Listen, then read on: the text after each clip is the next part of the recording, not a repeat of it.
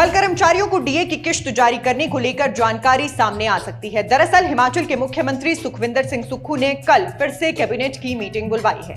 विधानसभा के बजट सत्र के दौरान ये 6 दिन के अंदर दूसरी कैबिनेट की मीटिंग होने वाली है। संभव है कि कल की कैबिनेट में आउटसोर्स कर्मचारियों को भी लेकर चर्चा हो सकती है, क्योंकि 1600 से ज्यादा कर्मचारी बाहर हो गए हैं। 31 मार्च को सैकड़ों और कर्मचारी बाहर होने वाले हैं। इनकी सर्विस प्रोवाइडर कंपनियों के साथ सरकार का एग्रीमेंट खत्म होने जा रहा है। सूत्र बताते हैं कि कैबिनेट में कर्मचारियों को डीए की किश्त जारी करने को लेकर भी चर्चा हो सकती है, क्योंकि सरकार ने एक सप्ताह के अंदर 3200 करोड़ के लोन के लिए आवेदन कर दिया है। हिमाचल विधानसभा के बजट सेशन में मंगलवार को अडानी का मामला गूंजा है। ठियोग से कांग्रेस विधायक कुलदीप राठौर के सवाल के जवाब में बागवानी मंत्री जगत सिंह नेगी ने कहा कि अडानी ग्रुप ने शिमला जिले के सैंज, मेहंदली और रामपुर में 3 कोल्ड स्टोरेज बनाए हैं। नेशनल हॉर्टिकल्चर बोर्ड द्वारा अडानी ग्रुप को 1558 लाख रुपए की सब्सिडी भी दी गई, लेकिन इसे लेकर एमओयू साइन नहीं किया गया। कुलदीप राठौर ने कहा कि अडानी के कोल्ड स्टोर की स्थापना के वक्त किसान बागवानों की मदद का भरोसा दिया गया था, लेकिन वो उल्टा रहा है। देश में अडानी ने तहलका मचा रखा है। सेब सीजन के दौरान अडानी ग्रुप मनमानी ढंग से रेट तय करता रहा है। उन्होंने अब एमओयू कर बागवानों का शोषण बंद करने की मांग की है। ऑल इंडिया कांग्रेस के पूर्व अध्यक्ष राहुल गांधी की संसद सदस्यता रद्द होने पर हरियाणा सहित दूसरे राज्यों में विरोध जारी है। सत्याग्रह के बाद एक बार फिर चंडीगढ़ में हरियाणा और हिमाचल प्रदेश के कांग्रेस नेता एकत्र होंगे। इस दौरान हिमाचल प्रदेश के नए सीएम सुखविंदर सिंह सुक्खू भी मौजूद होंगे। हरियाणा के प्रदेश अध्यक्ष चौधरी उद्यभान और सदन में विपक्ष के उपनेता आफ्ताब अहमद भी उपस्थित होंगे। हिमाचल में पर्यटन और सुरक्षा की दृष्टि से महत्वपूर्ण लठियाणी मंदली ब्रिज के लिए केंद्र से 900 करोड़ के बजट की मांग की गई है। ये मांग केंद्रीय मंत्री अनुराग ठाकुर सहित सांसद किशन कपूर, सुरेश कश्यप, इंदु गोस्वामी और सिकंदर कुमार, पूर्व मंत्री वीरेंद्र कंवर ने केंद्रीय भूतल एवं परिवहन मंत्री नितिन गडकरी से की है। अपनी इस मांग को लेकर हिमाचल के ये सभी नेता कल केंद्रीय मंत्री नितिन गडकरी से मिले। केंद्रीय सड़क परिवहन मंत्री नितिन गडकरी ने भी उनकी मांगों को गंभीरता से सुना और हिमाचल के हित में इस दिशा में सकारात्मक निर्णय लेने का आश्वासन दिया।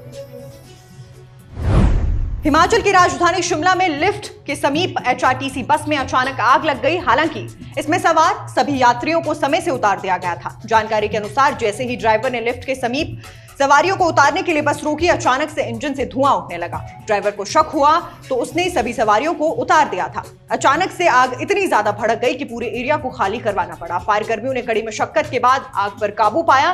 प्राथमिक जांच में यह सामने आया है कि स्टार्ट करते वक्त ही इंजन में स्पार्क हो गया था। बताया यह भी जा रहा है कि सुबह यही बस स्कूली बच्चों को छोड़ने के लिए भी गई थी। ये बस 2009 में खरीदी गई थी। इस पूरे मामले की फिलहाल जांच की जा रही है। हिमाचल के रोहतांग स्थित अटल टनल के आसपास कचरे को रोकने के प्रबंधों की जानकारी 2 दिनों के अंदर हाईकोर्ट को सौंपी जाएगी। राज्य सरकार की ओर से स्टेटस रिपोर्ट तैयार कर ली गई है। कार्यवाहक चीफ जस्टिस सबीना और न्यायाधीश सत्येंद्र वेद की खंडपीठ के समक्ष इस मामले की सुनवाई हुई। कोर्ट ने मुख्य सचिव से टनल के आसपास गंदगी को रोकने के लिए किए गए प्रबंधों की जानकारी तलब की है। हाईकोर्ट ने इस मामले में संज्ञान लिया था। कोर्ट ने गंदगी को हटाने के लिए उठाए गए कदमों की जानकारी कोर्ट के समक्ष रखने के भी आदेश दिए थे। हिमाचल प्रदेश में धारा 118 के तहत विभिन्न प्रोजेक्ट या घर बनाने के लिए जमीन लेने वालों को सरकार ने बड़ी राहत दी है। हिमाचल मुजारियत एवं भू सुधार अधिनियम 1972 की धारा 118 में संशोधन को राष्ट्रपति ने मंजूरी दे दी है। राष्ट्रपति की हरी झंडी के बाद सरकार ने इसे नोटिफाई कर दिया है। इस संशोधन के बाद अब कोई भी नॉन हिमाचली 3 साल के बजाय 5 साल में खरीदी गई जमीन का इस्तेमाल कर सकेगा। राज्य की पूर्व जयराम सरकार ने निवेश को बढ़ावा देने के मकसद से बीते साल विधानसभा के मॉनसून सत्र में एक्ट में संशोधन के लिए बिल पेश किया था। हिमाचल के मंडी स्थित बल विधानसभा क्षेत्र के विधायक इंद्र सिंह गांधी का शातिर द्वारा नकली फेसबुक अकाउंट बनाया गया है, जिस पर कई तरह की फोटो डालकर विधायक की निजी और राजनीतिक छवि को प्रभावित करने की कोशिश की जा रही है। विधायक के कार्यालय सचिव की शिकायत पर पुलिस ने केस दर्ज कर मामले की छानबीन शुरू कर दी है। हिमाचल के एकमात्र एनआईटी हमीरपुर के स्टूडेंट्स के बीच हुई मारपीट और हुड़दंग मचाने की घटना पर फैक्ट फाइंडिंग कमेटी एविडेंस तैयार करने में जुट गई है। पिछले 2 दिनों से दोषियों के खिलाफ तकरीबन आधा दर्जन सदस्यों वाली कमेटी काम कर रही है। इससे एनआईटी में हुई घटना को लेकर प्रशासनिक व्यवस्था के जवाबदेह लोगों और दोषी स्टूडेंट्स के बीच हड़कंप मच गया है। बताया जा रहा है कि मीटिंग्स का दौर जारी है। घटना के बाद से संस्थान के भीतर सन्नाटा पसरा हुआ है। सभी की नजरें डायरेक्टर कार्यालय पर टिकी हुई हैं। सभी इस इंतजार में है कि बैठकों का दौर कब खत्म होगा और final report fact finding committee किस वक्त पेश करेगी। उसके बाद जो है डायरेक्टर अंतिम फैसला लेंगे।